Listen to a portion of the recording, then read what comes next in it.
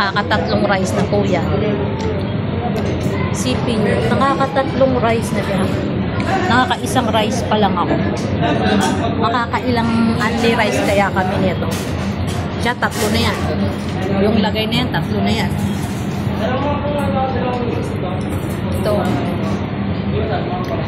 Dami akong gutom. Ano? Dami akong gutom. Inipon niya po yung gutom niya. Walang almusal eh. Tangan yan. May kanin pa yan siya sa labi. Kalat-kalat. Lalong kumalat.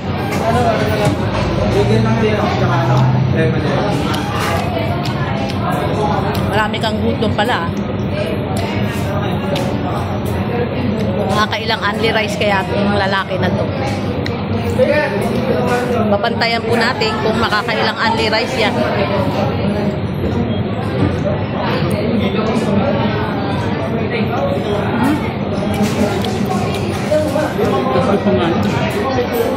Kasimple lang ang paubos na. Sa akin.